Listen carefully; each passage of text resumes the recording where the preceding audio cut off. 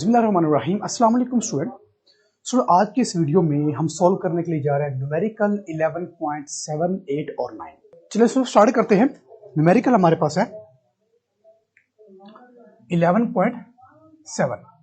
11.7 में वो कह रहा है कि हमारे पास एक शिप है, वो सेंड करता है साउंड को सेंड करता है और वो वापस जो आती है साउंड उसको इको सुनाई देती है 3.42 सेकंड के बाद। तो सबसे पहले हमारे पास होगा गिवन, फिर होगा रिक्वायर्ड, फिर होगा फार्मूला और फिर होगा सॉल्यूशन। ठीक है, तो गिवन में वो कह रहा है कि टाइम हमारे पास है, टोटल टाइम वो कह रहा है 3.42 सेकंड है। एक शिप है, वो साउंड भेजता है डेप्थ में, सतह समंदर में, और जिसको वापस इको सुनाई देती है वो आफ्टर 3.42 सेकंड के बाद सुनाई देती है। ठीक है, अब वो कह रहा है कि वहां पर जो स्पीड ऑफ साउंड है वो है 1531 मीटर पर सेकंड। जो स्पीड है यानी कि v जो है वो है 1531 मीटर पर सेकंड है। अब वो कह रहा है बताएं जी कि डेप्थ कितनी है। डेप्थ हमने मालूम करना है, डेप्थ ऑफ सी यानी कि d या s वो हमने मालूम करना है। फॉर्मूला में पता है v is equal to S by T, simple. और सॉल्यूशन हम क्या करेंगे, देखिए ये हमारे पास टोटल टाइम। सबसे पहले हम टाइम को 3.42 से डिवाइड करेंगे 2 पर। क्यों? क्योंकि हमें वन साइड का टाइम चाहिए, तो वन साइड का हमें टाइम निकालना पड़ेगा। 3.42 डिवाइड बाय 2 1.71 सेकंड। ये तो हमारे पास आ गया टाइम। अब हमें चाहिए s चाहिए, तो फॉर्मूले पर आ जाए। तो फॉर्मूला हमारे पास होता है v is equal to S by T. T divide हो रहा है, इस तरफ जाकर मल्टीप्लाई हो जाएगा, v multiply by T is equal to एस। इसको रीअरेंज करेंगे तो s is equal to v multiply by T. Values put कर देते हैं। v हमारे पास है जी 1531 और t हमारे पास है 1.71। अब जो t पुट करेंगे ये वाला पुट करेंगे, ये वाला नहीं। चले जी मल्टीप्लाई करते हैं। 1531 मल्टीप्लाई बाय 1.71, ये रहा जी 2618 मीटर। तो ये हमारे पास टोटल डेप्थ होगी। ठीक हो गया। नेक्स्ट वो कह रहा है जी 11.8। अब गिवन, रिक्वायर्ड, फार्मूला, सॉल्यूशन आपने खुद लिखना है, डायरेक्ट सॉल्व करने के लिए आ रहा हूं। 11.8 में वो कह रहा है कि हमारे पास दो तरह की फ्रीक्वेंसीज हैं। एक हाईएस्ट फ्रीक्वेंसी होती है जो ह्यूमन ईयर सुन सकता है, और एक लोएस्ट फ्रीक्वेंसी 20 हर्ट्ज होती है। दो फ्रीक्वेंसी है, एक हमारे पास फ्रीक्वेंसी है 1 है और वो है 20,000 हर्ट्ज, और दूसरी फ्रीक्वेंसी हमारे पास है वो है 20 हर्ट्ज। ऐसे ही है। अब जो स्पीड है साउंड की स्पीड गिवन है वो कह रहा है जी वो 343 है, 343 मीटर पर सेकंड है। बात समझ आ गई?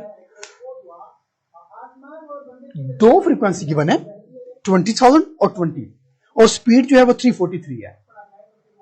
अब वो कह रहा है अगर हमारे पास फ्रीक्वेंसी 1 हो यानी कि 20,000 हर्ट्ज हो तो आप वेवलेंथ बताएं, और अगर हमारे पास 20 फ्रीक्वेंसी हो तब भी वेवलेंथ बताएं। मतलब आपने 2 वेवलेंथ मालूम करनी है। अगर हम बात करें f1 के लिए तो वो हो जाएगा वेवलेंथ 1, और हम बात करें f2 के लिए तो वो हो जाएगा वेवलेंथ 2। बात समझा गई? तो पहले हम बात करते हैं f1 के लिए। फॉर्मूला हमारे पास पता है v is equal to F lambda होगा, तो हम बात करते हैं v1 f1 लैम्डा 1। लेकिन v जो है वो दोनों के लिए सेम है, तो v के साथ हम 1 नहीं लिखेंगे, ये हम 1 के लिए बात कर रहे हैं। तो हमें लैम्डा चाहिए, तो f मल्टीप्लाई रहा है, इस तरफ आकर डिवाइड हो जाएगा, तो v divide by f1 is equal to lambda 1।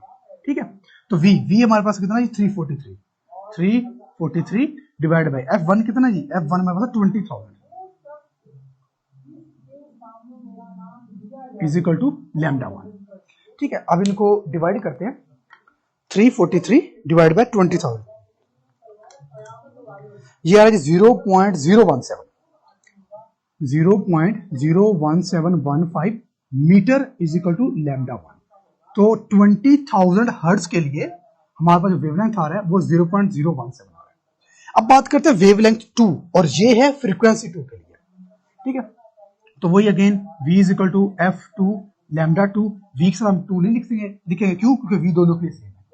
हमें चाहिए F lambda two, F multiply हो रहा है इस तरफ आकर डिवाइड हो जाएगा, तो v divide by F two is equal to lambda to.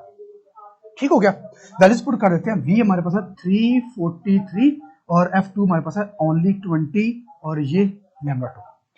Solve करते हैं जी, 343 डिवाइड बाय 2 ये आ रहा जी 171.5, 171.5 metre is equal to lambda to.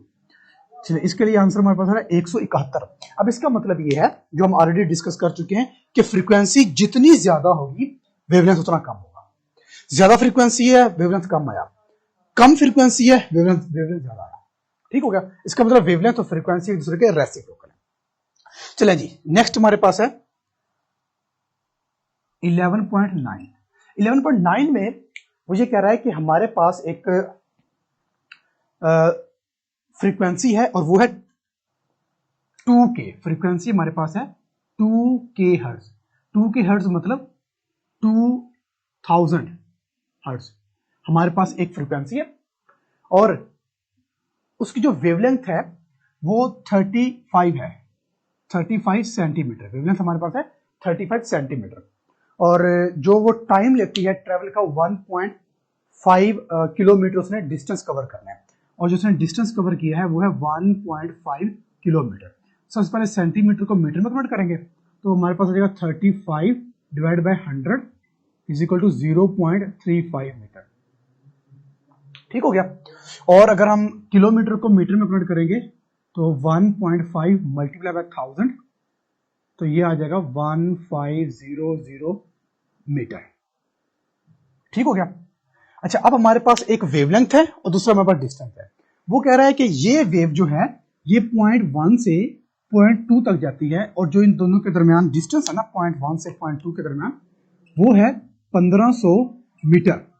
0.1 से 0.2 के दरमियान जो डिस्टेंस है वो कह रहा है 1500 मीटर है और बताएं यहां से यहां तक पहुंचने के लिए वो कितना टाइम लेगी। बात समझे? वेव की फ्रीक्वेंसी गिवन है, वेव का वेवलेंथ गिवन है और टोटल जितना डिस्टेंस कवर करना है वो भी गिवन है। वो कह रहा है बताएं 0.1 से 0.2 तक जाने के लिए कितना टाइम लेगी। मतलब हमने टाइम निकालना है, हमने टाइम निकालना है। तो टाइम का फॉर्मूला क्या होगा, v is equal to D by T. तो t को अगर मालूम करें t मल्टीप्लाई हो रहा है, इस तरह डिवाइड हो रहा है, इस तरह जाकर मल्टीप्लाई हो जाएगा। v multiply t is equal to D और t मालूम करेंगे तो बन जाएगा d बाई v। ये हमारे पास आ जाएगा फार्मूला। अच्छा d हमारे पास है, d हमारे पास बिल्कुल है, v हमारे पास है, v नहीं है, v नहीं है, v हमें चाहिए। अब v निकालने के लिए हम फ्रीक्वेंसी और वेवलेंथ यूज करेंगे। ठीक है, तो v इज इक्वल टू हमारे पास क्या होगा f लैम्डा। तो v is equal to f हमारे पास है 2000, लैम्डा हमारे पास है 0.35। तो ये हमारे पास आ जाएगा 2000 मल्टीप्लाई बाय 0.35 तो ये आ जाएगा 700 मीटर पर सेकंड आ गया हमारे पास वेलोसिटी। तो क्या हमें ये चाहिए था? नहीं, हमें ये नहीं चाहिए, हमें t चाहिए। तो हम ऐसा करते हैं इस v को पुट कर देते हैं यहां पर, तो t हमारे पास आ जाएगा d बाई टी। फॉर्मूला दोबारा लिख लेते हैं, तो t is equal to D, D हमारे पास है 1500 डिवाइड बाय हमारे पास v है 700। तो इन दोनों को डिवाइड करते हैं, 1500 डिवाइड बाय 700, 1500 डिवाइड बाय 700 जाएगा 2.14 सेकेंड। तो इस वेव को जिसकी फ्रीक्वेंसी भी गिवन है, वेवलेंथ भी गिवन है, 1500 मीटर डिस्टेंस करने के लिए इसको 2.14 सेकंड का टाइम लगेगा। क्लियर हो गया? तो ये थे आज के हमारे न्यूमेरिकल जो कि हमने चैप्टर 11 के कंप्लीट कर लिए हैं। अगर इनसे रिलेवेंट फिर भी कोई क्वेश्चन हो तो आप पूछ सकते हैं। Thank you very much.